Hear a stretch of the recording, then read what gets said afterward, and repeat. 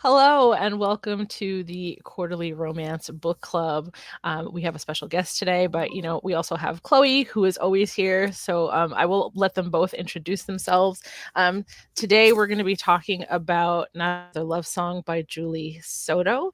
And we're just going to kind of jump into initial thoughts, and then we'll go into spoiler territory. So, Chloe, since you're next to me, you can go ahead and kind of introduce yourself and your initial thoughts. Hello, everyone. My name is Chloe. I am on the YouTube channel Brunette Bibliophile, and you can find me on most social medias under the same name. I loved this book. I gave it 5 stars. I would say that for me, I feel like the vibes of the book were different from um, Julie Soto's debut, which I also absolutely loved. But even though the vibes were different, it still was like a really good book, in my opinion. Um, I am a sucker for the grumpy sunshine, although I wouldn't even really call this a grumpy sunshine. That grumpy, brooding main male character is just amazing. Um, and I had a really good time with this book. So even though the vibes were different, it was still like exactly what I was looking for from a Julie Soto book. My name is Michelle from Michelle's Library. I actually stopped making YouTube videos this year, but you can find me on Instagram where I post reviews still every day. But I read this back in April when it was the Read Now on NetGalley, and I read it that same day. I read it one day, and I ended up giving it initially 3 stars. But I have backtracked and I've thought about it, and I have moved it up to 4 stars. And I think this happened because last year, Forget Me Not was my favorite book of the entire year, and I read it twice, and it was just like the GOAT for me. And this one felt like it didn't measure up. And I feel like it was the main male character because he was so grumpy, Chloe. Like I don't know. I felt like what's his face in Forget Me Not was grumpy, but like he had a real reason because he was working with his ex. And in this one, he was just like grumpy and rich. Like, I don't know. But I ended up really liking it, and I was just talking to you guys, but I would love to reread it on audio whenever I get that in several months. So this ended up being a 4 out of 5, but Forget Me Not is still my favorite. All right. And my name is Desirai. You're on my channel. You can find me at LibriLabra on all the things like Instagram and Twitter and Threads and YouTube and TikTok. And I really, really liked it. And like I'm gonna jump back to you, Chloe, in a second to find out what you mean by the vibes were different. Interestingly, I feel like this book reminds me of Check and Mate, which I 100% loved. And like the similarities are just that you have these two people that are super passionate about like something together, and they're kind of rivals a little bit. And Check and Mate was like one of my favorite books. So like I love that this is about music, and I love how much music was a language for them and how they communicated through music. And I thought it was super sexy, and like every single time I look at this cover I get the chills, because like just the way his hand is like barely touching her neck, and like the scenes where it was described, goosebumps. So I absolutely loved it. And Chloe, please tell us, we'll jump into spoilers now. Chloe, please tell us a little bit more about the vibes. Okay, so before I jump into the vibes, talking about the cover, I remember before we had no idea what this book was about, and I remember this cover coming out, and I texted you, and I'm like, Desiree, this cover is horny, and it was just I was just like, do you see this? Like, what is going on? I remember when the cover came out and Allie Hazelwood was like, wait until like, you get to the cello scene. And I was like, when I got to the cello scene, and I was like, oh my God. And here's the thing about the cello scene is I didn't realize it was happening until it was like happening. Because I thought it was like too early. I was like, there's no way it's already happening. I swear to God, it was like 24%. And I was like, they like just met each other. I was like, okay, Julie Soto, we are not. I'm glad I'm not the only one who thought that. Okay. No. So vibes. Here's the thing. I know, like in my mind, I'm like, yes, the vibes are different, but I don't know how to explain that the vibes are different. I think I know what you mean, because when I was reading this one, when I was reading this one, it felt like more serious, I guess, with the nature of their jobs. And like, especially her being a first chair, like she had everything to lose. So it felt like this one, for some reason, with the music and their jobs, felt more serious than like a wedding planner and a florist. You know? Yes. And I remember, okay, so with Forget Me Not, because I absolutely love that book as well. I remember just devouring that book. And I remember the day I finished it, I worked a night shift at work, and I came home and it was like 9:30, and I was like, I'm staying up to finish this. And I was just on the couch and I was reading it and I was listening to it, and I was just trying to get it done because I loved it so much. Now this one, I did speed through it fairly quickly, and I love this one just as much, but I feel like I wasn't like absolutely obsessed, like needing to know what was happening next, because I remember and this is a spoiler for Forget Me Not, but Desirai, you and I were texting and you're like, his last tattoo better be Amaryllis. I like and then I was just like, well, gotta figure it out now, gotta know. So like, I really loved this one and I enjoyed it, but like I devoured Forget Me Not. But like they're both still 5 stars. For me personally, I had a harder time connecting to Gwen and Xander. And maybe it was like I said, because they were like so serious or whatever. I don't know, but like I thought Amma was like kind of silly. And I loved how silly she was, even though she was like this great wedding planner, and she was just like, oh my God, whatever, I'm gonna get donuts and have an allergic reaction. She was so flighty though, like she would like forget to eat. Her car was a mess. Like I feel like she had a lot more personality than Gwen, and maybe that's why I had a harder time with her, because she was just like so focused, and I was like, ugh, I can't relate. I don't focus on anything. I don't know if they actually mentioned it in Forget Me Not, but she seemed very like ADHD coded the way she was written. And like, so go ahead. I have met Julie Soto, and she is also ADHD coded. Like, okay. So I feel like Amma was a self-insert for Julie Soto, and maybe that's why I don't know. I like this so much. I feel like I was just like so pumped to be meeting Julie Soto that I could not even like ADHD, whatever. I don't care. Just like completely over my head.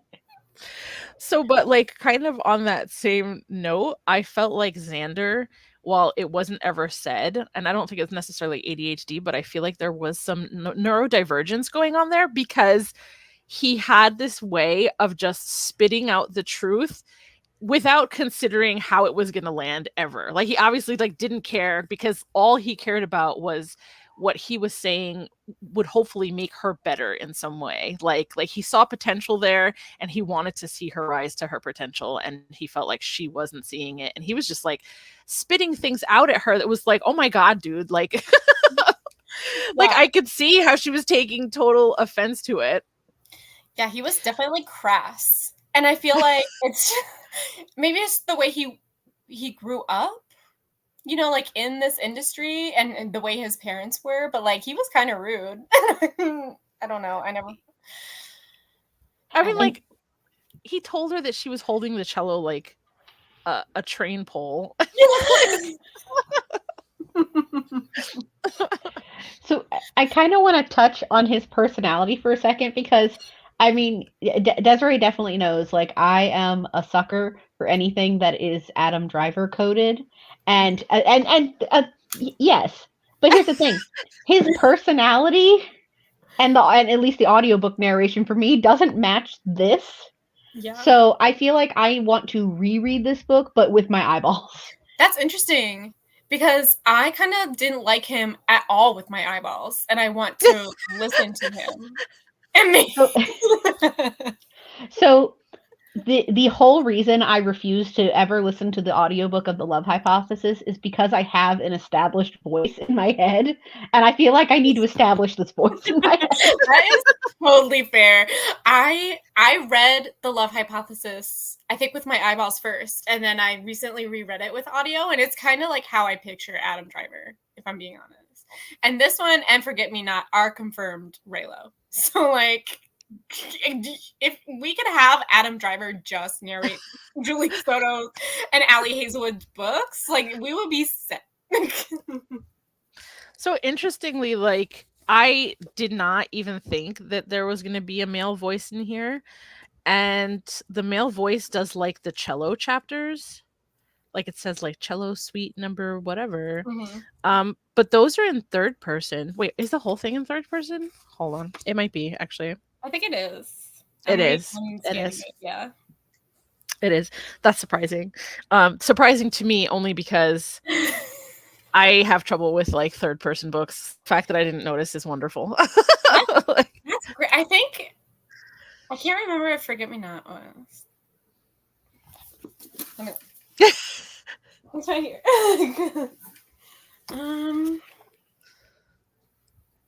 Yeah, Forget Me Not is too. No, wait. I'm lying. No. And that alternated their chapters, right? Yes, which was lovely. And his in the past and stuff, but this is first person. Okay. Yeah. I prefer first person, but this was still pretty awesome. Yeah. So, okay. So in the audiobook, when it's the cello part, it's a male voice? Yeah. Wow. Yeah. And so, you know, talking about how he was just saying like the craziest things, like I was listening to the audiobook and I think I was brushing my teeth, and I have like an electric toothbrush. So I missed a part, or I thought he said something else. He was talking about like, he was like, oh, you play like you have someone to impress, right? And then I'm brushing my teeth and I'm hearing it, but at some point he said, is it me? And I was like, whoa, bro, like, like those are some balls that you're going to come with if you're like, you're trying to impress me. And I rewound it and he said, is it Nathan? So like I misheard, but it was still like, it was still kind of wild. Just that, man, I don't know. I just loved all the music scenes. I loved all the music scenes where they were playing together. There was one scene where he was like asking her like, when can I see you? When can we write music again? When can you come over? This was after like she was at his place already that first time. Yeah. And she was saying, no, I don't think it's a good idea.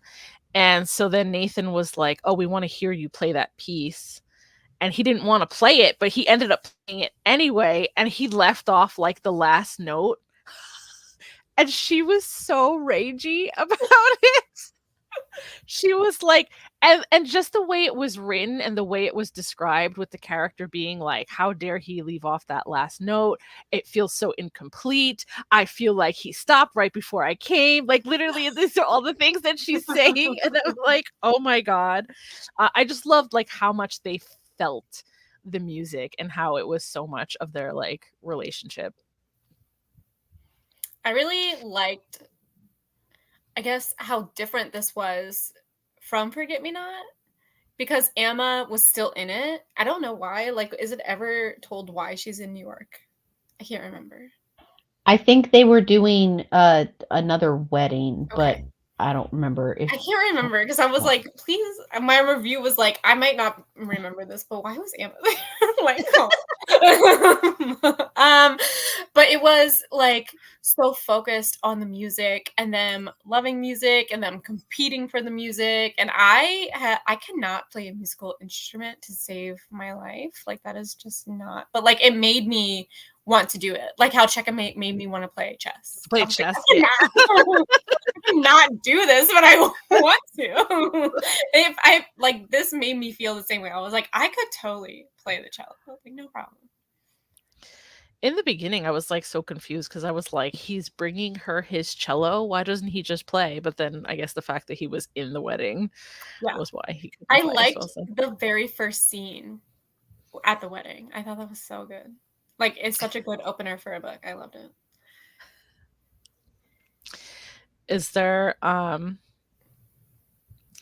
did you guys, like, what were you thinking about what was going on with Nathan, his mom, and Lawrence?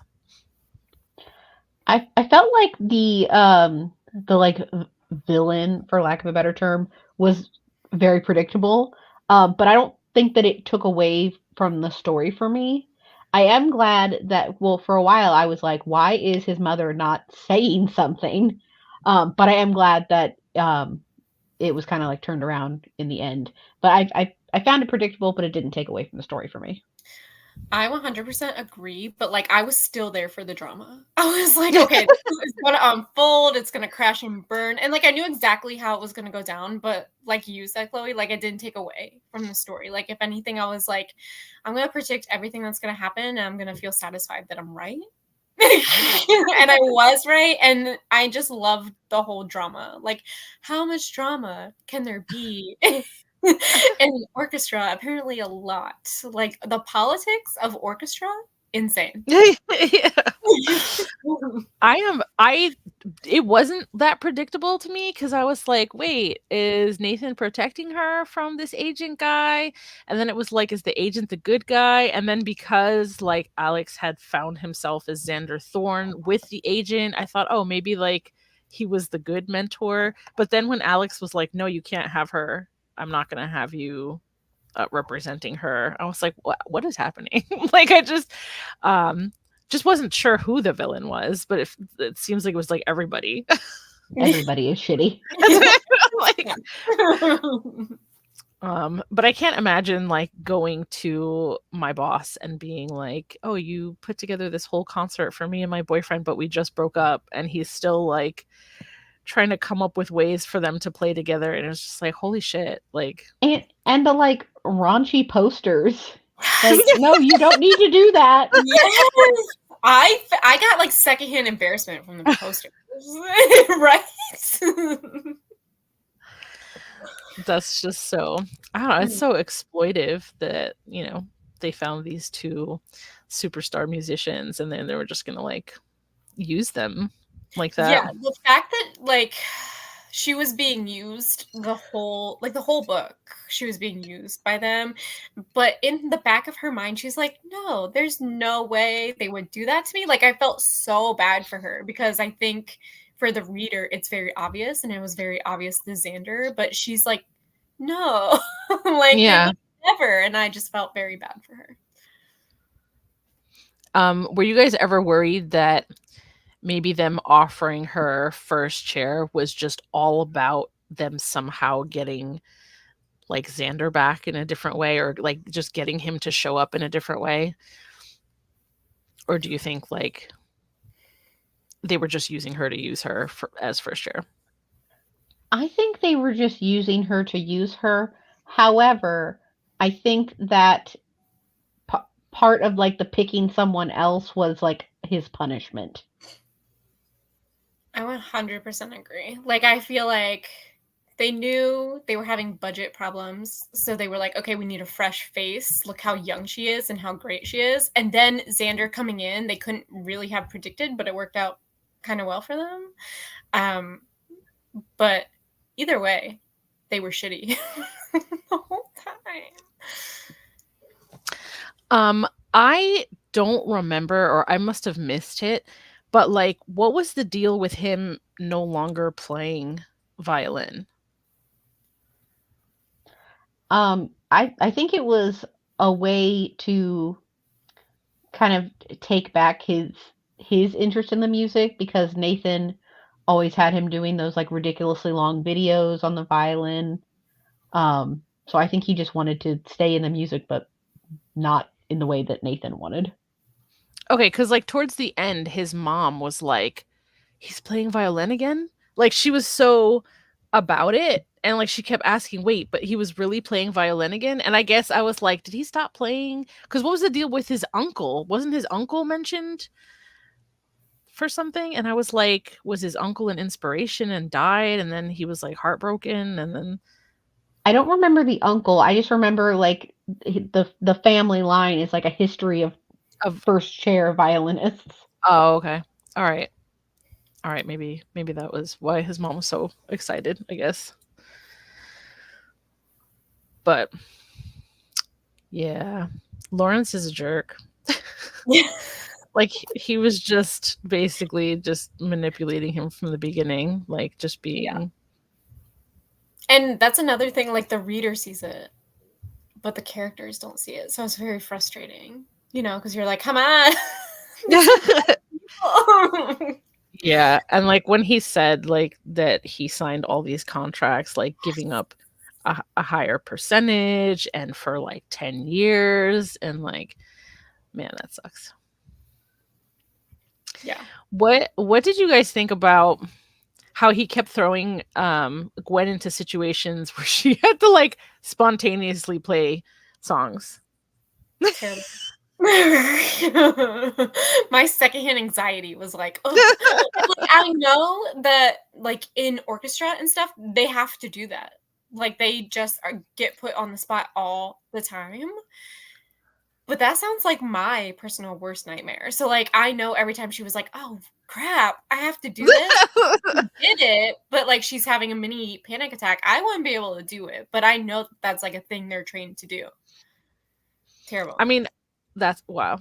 Yeah, because like I know that he was kind of all about teaching her to be in the music versus, worrying about what everybody was thinking. But after the first time that they played together on stage, when she wasn't expecting it, she was like, don't do that to me again. Yes. And then she goes to his show and he's like, they give her a violin or whatever they gave her, and they were like, yeah, just play. Yeah. And she was just up there playing like 6 songs with his band. I know. I could never.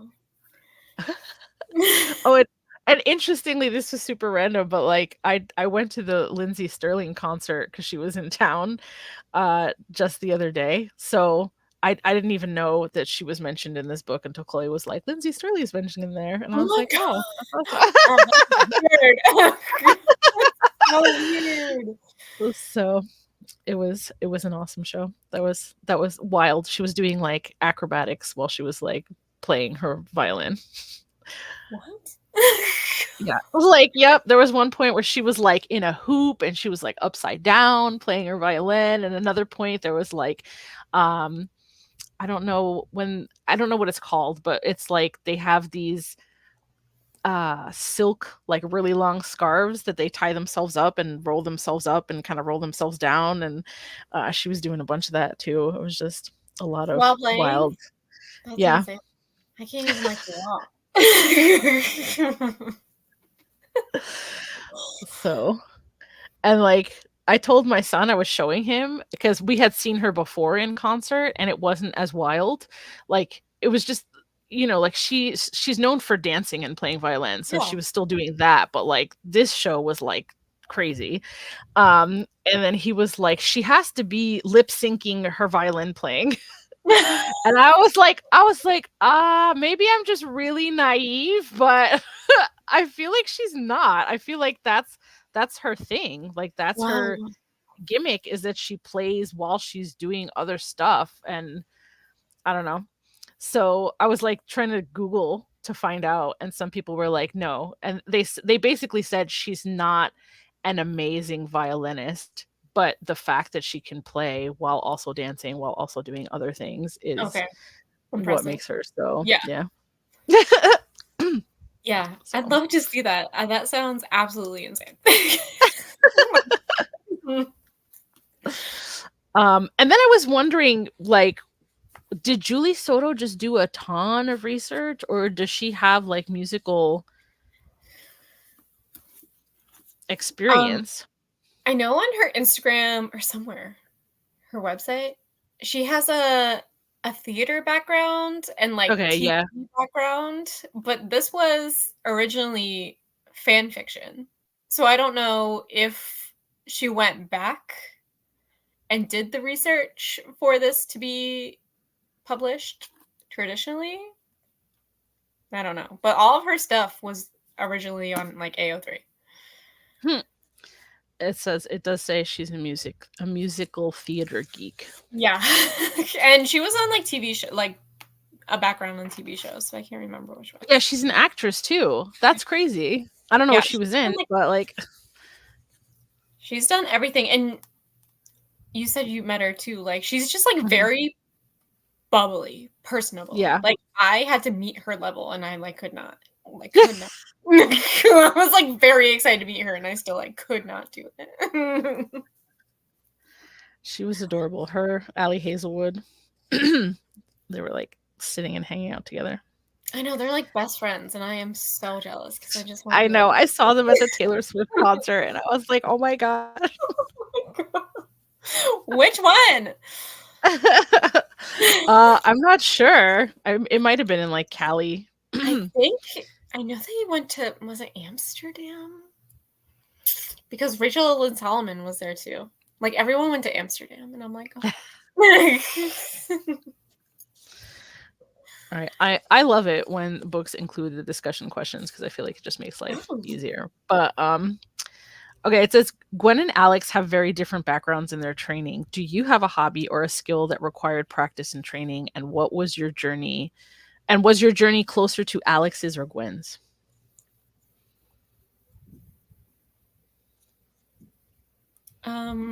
Okay, so in high school and college, I used to sing and do theater. And I didn't really like have to try. I was just like a good singer, you know? Like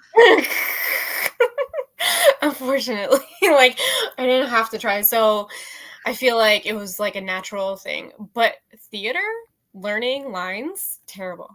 I cannot memorize any, like still to this day, I can't memorize anything. Like it's completely different things. So I feel like in one, like I'm a natural, like Gwen, like she just picked it up, you know? But I also have to try really hard, also like Gwen, to like be good, you know? I don't think I have anything like that. Like nothing that I went to formal training for or I mean, for a little while I was playing guitar. Well, interestingly, when I was in high school, I was like, that was my plan was to buy a guitar getting out of high school and to play in the train station. And like I was that's legit what I wanted to do. I wanted to be a singer and play in the train station. And I had told my guidance counselor that when I was in high school because she was like, well, what college are you going to? I was like, I'm not going to college. I'm gonna do this thing. And she was like, well, you could do that. But you know, it's probably good to also have a plan B. You're like, I'm not going to college. I'm going to the train station. The train station. And so she was like, what else do you like? I was like, nothing. And I was like, the only thing I'm good at is art. And she was like, well, did you know that there are art colleges? And I was like, really? And she was like, yeah. And so I ended up going to an art college after I graduated. I went to the Fashion Institute of Technology. Wow. In New York, yeah. Oh my God, that's so cool. And I did buy a guitar, but I did not sing. I did not sing. The train station on the side. didn't quite get there. So. You're like, it was just a side hustle. I mean, I don't know of anything specific because like my hobby is reading. Yeah. I do writing, and I took some classes in college for my minor in creative writing, but I mean that's about it, I guess.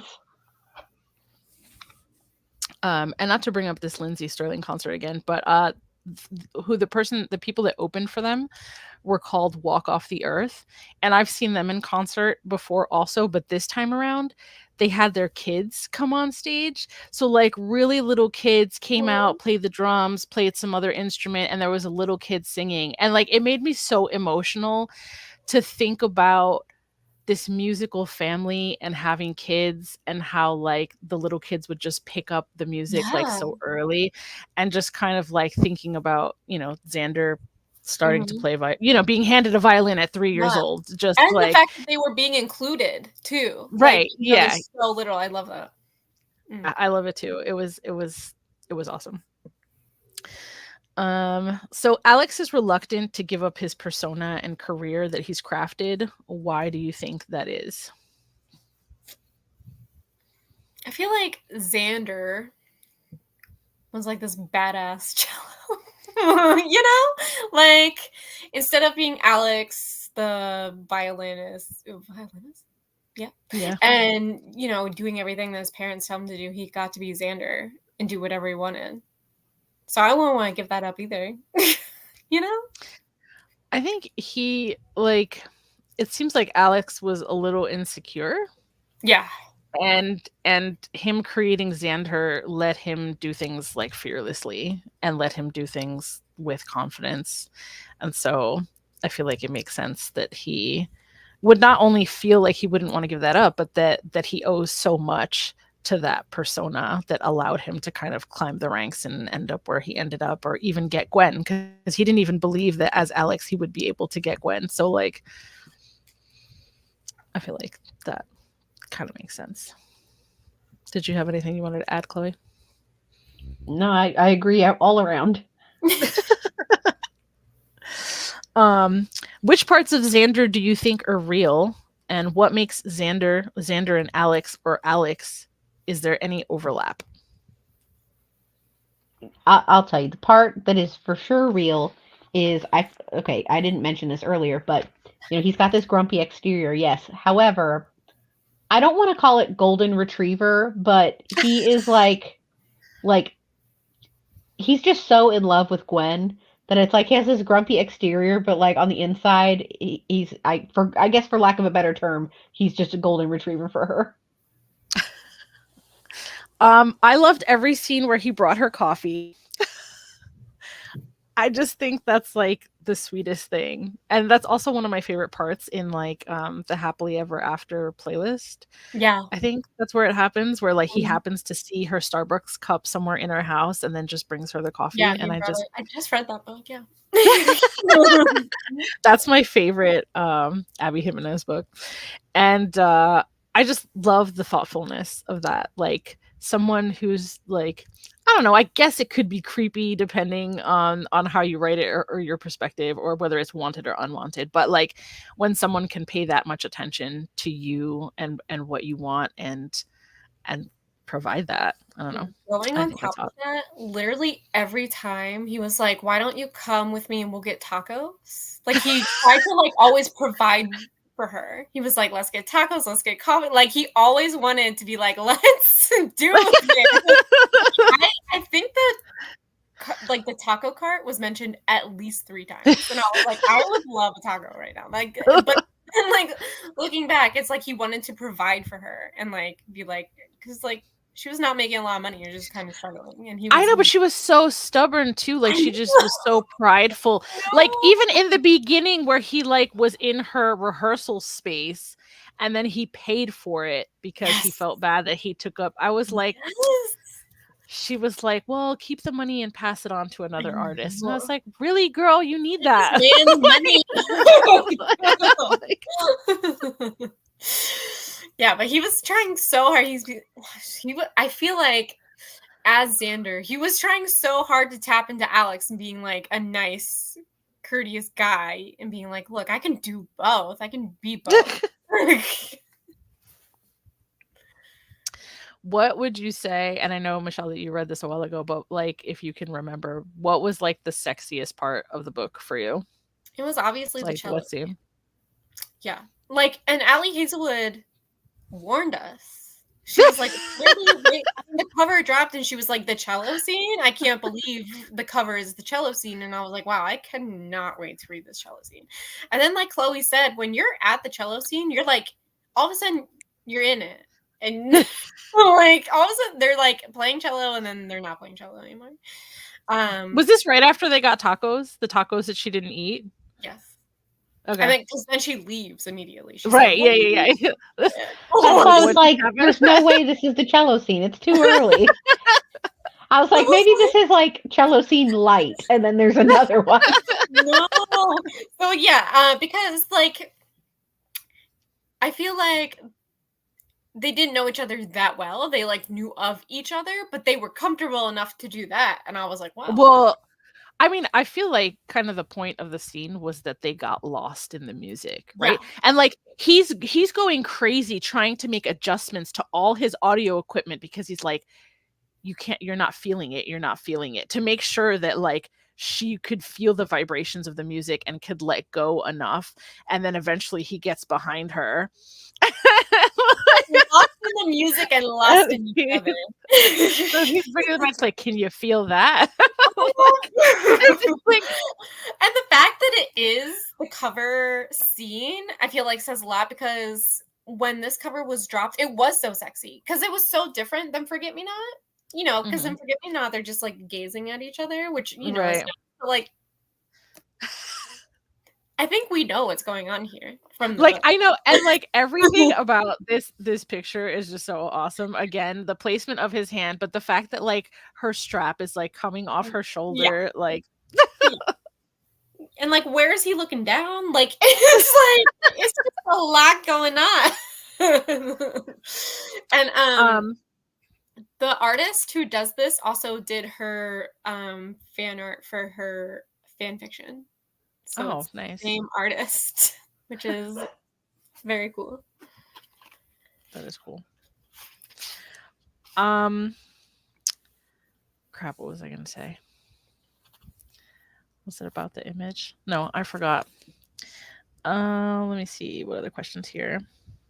Why do you think Ava allowed Nathan to push Alex so much as a child? Do you think she chose Nathan over Alex's well-being, or she assumed Alex wanted to be pushed because of his own obvious ambition and drive? I think I kind of feel like his mom just got in a relationship and wasn't really paying enough attention.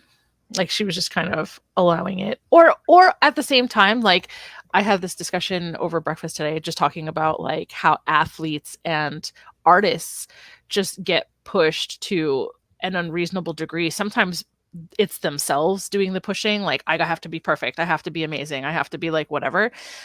So maybe some of that was familiar in her own upbringing. So she didn't really see anything wrong with it. Yeah, I feel like maybe in the beginning, Alex enjoyed it, like enjoyed the attention, enjoyed being good at the violin and everything. But then when he was being pushed too hard, and like he said this, he was like, you know, this is not what I want to do. It didn't matter what he felt. Mm-hmm. And that's like the worst part, is no one listened to him. So then he obviously rebelled. And then they're so surprised that he rebelled. And I'm like, please listen to your children. Right. Yeah. So yeah, I feel like maybe in the beginning, like Alex was good at it, you know, and that would make anyone feel good. When you're good at something, it makes you feel great. But then being pushed too far, that's when it should have stopped. I mean, the fact that Nathan was making him like put out like 3 videos a week. Yeah. And like, who's getting the money? Right. Clearly it was right. Let's talk about that. You're exploiting a child for money for you. Like Alex didn't see any of that. Terrible. I think now that I'm a parent, I'm just like, oh, other parents all the time, like YA parents. Every time I read YA books, I'm like, oh my God, these like, that is called child labor. That is illegal. Yeah. Right. And YA parents are the absolute worst. And like, I know that's like a whole joke in like the YA book world, but like, it really is quite terrible how bad these YA parents are. Chloe, what do you think about his mom allowing all that? I mean, I don't disagree with what you said about, like, you know, she's in a relationship and I don't know if it was like maybe she thought he wanted that, or maybe she thought it was like for his own good. I don't know. I don't know how she let it happen for so long. And then him just like, I mean, they had no relationship for 10 years. Yeah. That's a long time. Yeah. Yeah. I mean, I'm glad that the ending kind of seemed like a happily ever after for, like, at least for the mother-son relationship, but 10 years is a long time. I thought the whole thing with Mabel was really shitty too. Like, you know, Mabel kept dropping hints like, be careful, you know, whatever they're up to, but also not giving all the information, which like she could have just said, well, you know, we wrote this music together and I was never credited for it. And like, how much of that was like Ava versus like Nathan manipulating her? Right. Yeah. Right. Gwen is pulled in so many different directions by the people around her. Mabel wants her to go to Juilliard. Ava Nathan wants her to be the face of the Pops. Alex wants her to compose with him and go on tour. But at what point do you think Gwen finally decides what she wants and why? Do you think Gwen made the right decisions for her career and herself? I feel like poor Gwen. Like I had a lot of sympathy for Gwen. Like everyone around her was like that said, pulling her in a different direction, and I felt like she had no time to decide what she wanted to do. Especially with the Pops and that Xander. Like, what do you decide? Like, she has her dream job, but now she also has her dream guy. Like, I don't know. What do you do? And then the Mabel thing with the Juilliard. I mean, who doesn't want to go to Juilliard if you're that kind of musician, right? Yeah, I think it's just so interesting that he was at Juilliard, right? And he dropped out. Yeah. So it's like, I'm sure for her to see that is just like, damn, you're so privileged. Like, yeah. And there was so much that he wasn't like absorbing in all of that. But what do you think, Chloe, in regards to her decisions and how she was being pulled? I think for part of it, it was, with the opportunity and more money. And I think for a while she definitely thought that they had, her best interests in mind. But especially once she was with Xander and it, definitely Nathan talking about like, oh, we could do this or we could do this. Or, hey, look at these poster mock-ups that we have. Like it started to be more of a realization. And especially with at the end with the was it the Christmas concert that she abandoned partway through? Yeah. Yeah, I'm glad she kind of started to, recognize her own worth. Yeah, I feel like towards the end when she had to make all these decisions, she really was like, excuse me, fuck y'all. Actually, I am in charge of my own life and I'm gonna figure this out. And that's when, like, it took me so long to really like Gwen, but that is when I really started to like her. Obviously not the point here, but like I feel like there was so much talk about contracts, and they both were just like, fuck everything. Yeah. Yeah, I feel like and the way that, like Xander, he should have realized how Gwen was feeling because he'd been pulled like that his whole life too. So like the fact that he couldn't like wake up and be like, maybe I'm doing the same thing to Gwen was like such a boy move. I'm like, shut up.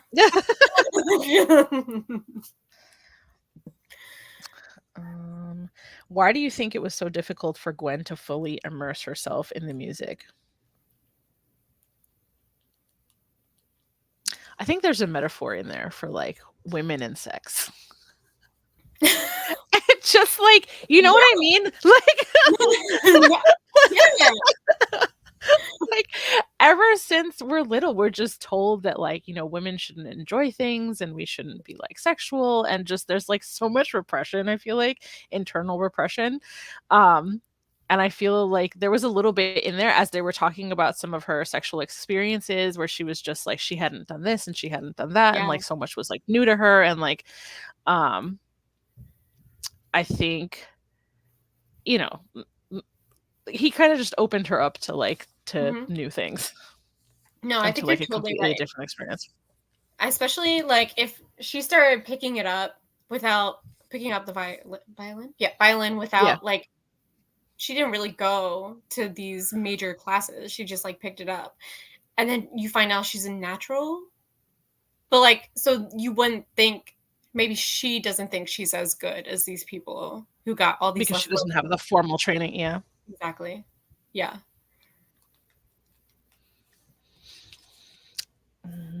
Gwen was presented with a once-in-a-lifetime opportunity to open for U2 with Thorn and Roses. Do you think Gwen should have followed her dreams despite being under contract with the Pops? Or do you think she had too much loyalty to the Pops or to Ava and Nathan? I think she felt like she had loyalty, but if she had abandoned them and gone to that, wouldn't she just be stuck with Lorenz? Like, and then she'd be in her own a whole other thing. Yeah. Yeah. I don't know. I just wanted her to do whatever she wanted to do. You know, I do feel like she had a lot of loyalty to the Pops, but it's because that's the only thing she'd known up until Xander. So, like, of course, you don't want to leave something you've known. You know, it's really scary.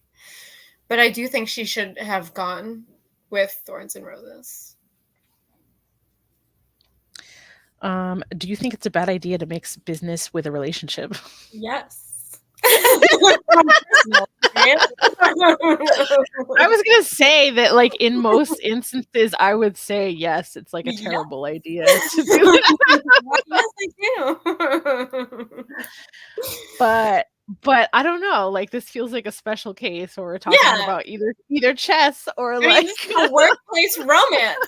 So we need them to work together, or else it wouldn't have been a workplace romance. You know, so it worked out for them.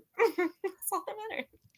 But I feel like the music gives them like an extra level of chemistry and compatibility. Yeah. Like, they could just like each other's personalities. They could think that they were, you know, hot, but like the fact that they make music together on that level is just it's just elevated. I don't know. Yeah, they're both hot, young, and really good at music. So of course they're gonna hook up.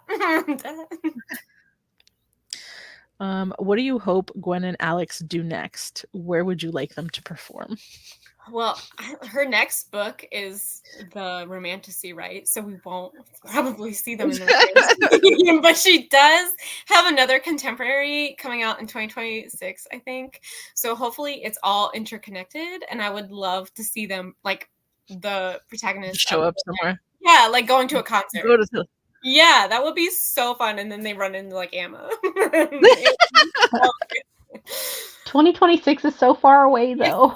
But at least her Romantasy is coming out next year. Well, yeah, she announced that, but she also announced a YA thriller too. Oh yeah, oh my god, after that. It was Wednesday books, so I kind of like. Yeah. Okay, thank you. I didn't even like share it at all. So. Yeah, same. Okay, good. Thanks, guys. I saw both, like the Romantasy. I was like, okay, I can get behind this, and then I saw that, and I was like, but this isn't romance. Yeah, obviously I'm gonna read it, but I'm not gonna like unless they do something about it. I'm not gonna promote it. So, am I excited? I guess. Like, I'm excited that it's a thriller. I like thrillers, but like also it's YA, so I don't know. But girls making bank, so that's all. So just out of curiosity, did any of you stop to look up some of the music that was mentioned to listen to it, like some of the classical stuff? No. Okay, if there's like music or lyrics or a poem in a book, I just skip it. Interesting. I wanted to know what it sounded like, because they kept mentioning like the certain Beethoven pieces and like stuff like that. So like I definitely looked it up. I didn't listen to the like full orchestral. That doesn't move me. The only thing I looked up was there was a scene or something where they were sitting in, I guess for practice or whatever, and they were sitting in the orchestra, and she said she looked up and he was like sitting across from her, but I didn't understand how close they were actually supposed to be sitting, so I like looked that up. Okay. And I was like, oh, okay, you know, that works. I like it. I think it would be, I don't know, I just like seeing media kind of crossovers, whether it's an adaptation or like, I would love to see this as a movie. Yes. Number one. But even before the movie, it would be great if there was like a CD of their music together. Like, I would definitely buy that. Or if she like, I wish there was a QR code to like the Spotify playlist instead of the link, and then she could have just made us the Spotify. Well, That that would would be be cool great. Actually, I love too. music, so Apple Music Make would have things been easier. great. Yeah. Have you guys ever read any of her fan fiction? Or no, I didn't even know she wrote fan fiction until Forget Me Not came out, and she was talking. She was like, "This is Raylo," and I'm what's her name? Her AO3 name. She has it here. I can't remember. Oh, Love Itka 8. She was like, "You can still find all my works there if you want." I'm thinking about reading them. I love that. I love that these fan fiction writers are just becoming so successful with their own stuff. Yeah, and they're not like hiding it anymore. They're just like, yeah, this was Raylo. I love Raylo. It's great. Like, she never once hid it. She was just like, yeah. Like, look at the cover. Obviously, that's like obviously. So we could probably do final thoughts before we then talk about what we're reading next time. Chloe, final thoughts and rating? I love this book, and even though I wasn't like absolutely obsessed, need to know what happens next, like I was with Forget Me Not, they are still both 5 stars because not all 5 stars are created equal. But I really enjoyed this one. I had a good time, and I am intrigued to see what she's going to do in 2 new genres next year.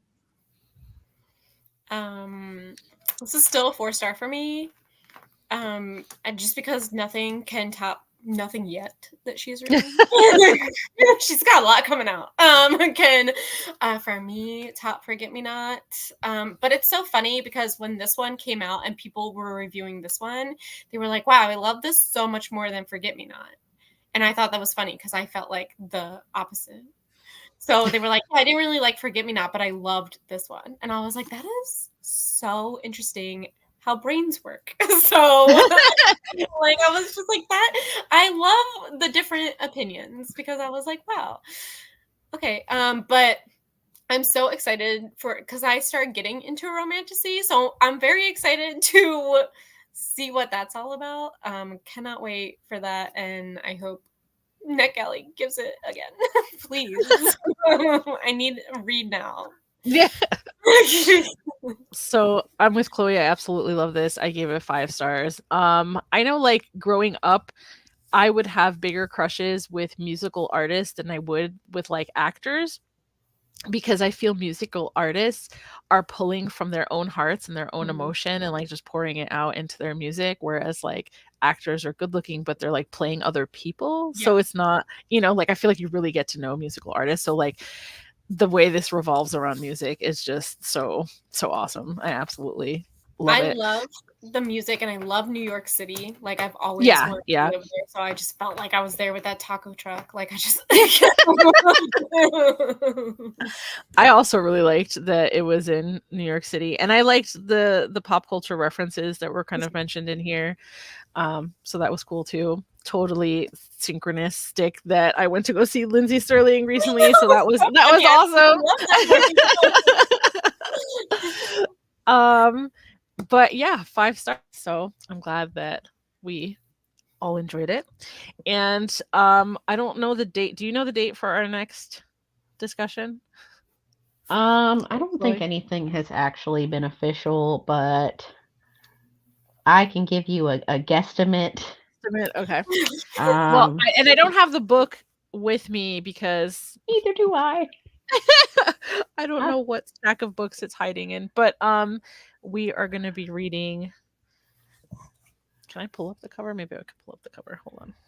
Okay, if the 4th quarter starts in October, then it's the first Sunday in November. Okay. All right, we are going to be reading. No, don't go to Amazon. The anticipation. Drum roll. I was trying to pull up. I just want to pull up the picture. Okay. Let's see. Oh, there you go. Pride and Protest by Nikki Payne is going to be the next book that Quarterly Romance Book Club is reading. So I just wanted to say thank you, Michelle, for joining us. Thanks for It was inviting a me. You pleasure. invited me all the way back in January. I was looking Yeah, at it. I was like, she's gonna forget, and she's. I did not forget. I did not. I was like, I will be there. And also, it's so funny because you messaged me when it came on Read Now on NetGalley, and so did like 15 other people. It was so. I was like, everyone knows me. So.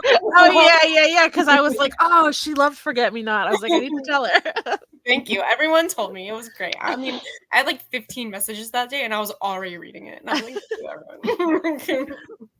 That's awesome. Well, thank you so much for joining us today. And also, we have Margaret in the chat. Margaret, thank you for popping in. And yes, I saw Lindsay Sterling. It was awesome.